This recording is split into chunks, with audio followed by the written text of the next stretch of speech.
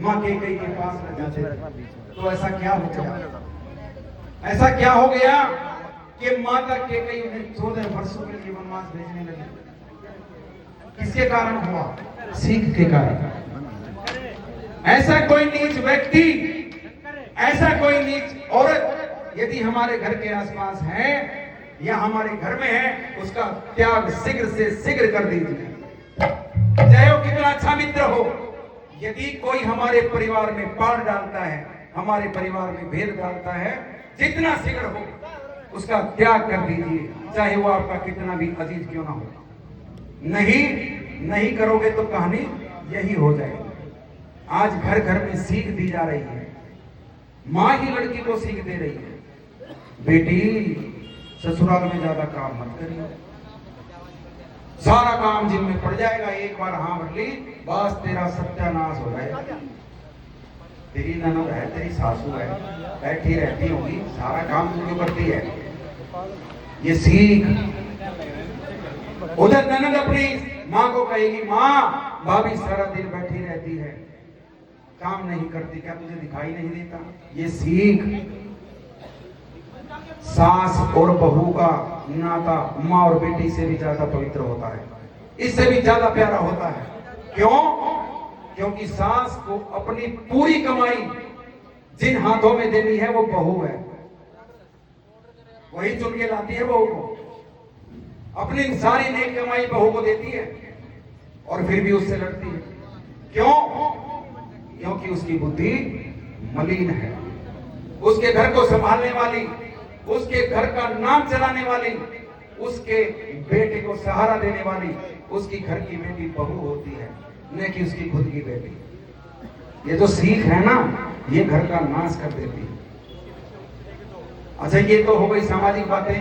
अब इसके पीछे क्या कारण था कि माता केकई जो है इतनी नाराज हुई कि राम को 14 वर्षों के लिए वनवास भेज दिया। इसके पीछे घटना है, मैं बताता हूं, मेरा बताना जरूरी है क्योंकि प्रसंग सिर्फ आपको दिखाना नहीं, समझाना भी है।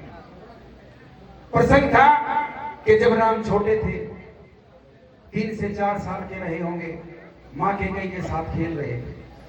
खेलते खेलते मां केकई की आंखों में आंसू आ गए। बहुत प्यार करती थी राम को। बोली, बेटा मेरी आंखों से दूर मत होना, मैं जी नहीं पाऊंगी। केकई कह रही है राम को। राम भगवान त्रिलोकी के स्वामी, ब्रह्मांड के स्वामी, उन्होंने समय को उचित जान लिया कि मेरी लीला करने का समय ये उचित है जब मां मेरे से बहुत प्यार करती है। मां की आंखों में आंसू थे और राम बोला, मां क्या तुम मेरा कहना मानोगी? वो बोली, राम मैं तेरे लिए इस चमड़ी को भी उतार दूंगी, मैं तेरे लिए इस देह का भी त्याग कर दूंगी। राम बोला, मां मुझे वचन दो, मुझे वचन दो कि मैं जो कहूंगा वो तू कर लेगी। केकई बोली, मैं वचन देती हूं। बोला, मां इतनी शीघ्रता से वचन मत दे, क्योंकि मैं जो मांगूंगा उससे संसार तुझे गालियां देगा, तेरा तिरस्कार करेगा, तेरी तरफ देखेगा भी नहीं, कहेगा ये बहुत बुरी औरत है। केकई थोड़ा सा पकाई, फिर बोली, जा राम तेरे लिए ये भी मंजूर है, बोल मुझे क्या करना है। राम बोला, मां तुम मेरी सौगंध खा। केकई बोली, बेटा मैं तेरी सौगंध खाती हूं, तू जो कहेगा वो करूंगी। तो राम बोले, मां एक दिन आएगा, एक दिन आएगा जब तुझे मेरे लिए कार्य करना होगा। बोली, क्या? कि एक दिन जब मुझे राज दरबार में राजा बनाने के लिए बुलाया जाए तो तू एक काम करना कि महाराज से मेरे लिए 14 वर्षों का वनवास मांग देना। केकई की आंखों में आंसू झरझर बहने लगे। बेटा तूने ये क्या मांग लिया? मैं तो एक क्षण भी तुझसे दूर नहीं रह पा रही, तूने ये क्या मांग लिया?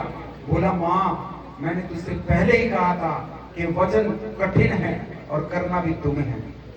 तो केकई ने भी जो वचन दिए थे वो आज निभाए हैं। माता केकई बुरी नहीं थी, बुरा समय होता है मेरी माताओं बहनों, जब समय अपना चक्कर चलाता है, घर घर में झगड़े हो जाते हैं। इन झगड़ों का निदान करने के लिए हमें क्या करना चाहिए? हमें राम की ही शरण लेनी चाहिए। हमें अपनी इस रामलीला की शरण लेनी चाहिए। हमें रामचरित्र मानस की शरण लेनी चाहिए कि घर में यदि ये झगड़े हुए थे तो उन्होंने क्या किया था। तो हमारा सीन तैयार है। बड़ा मार्मिक सीन था राजा दशरथ का। आपको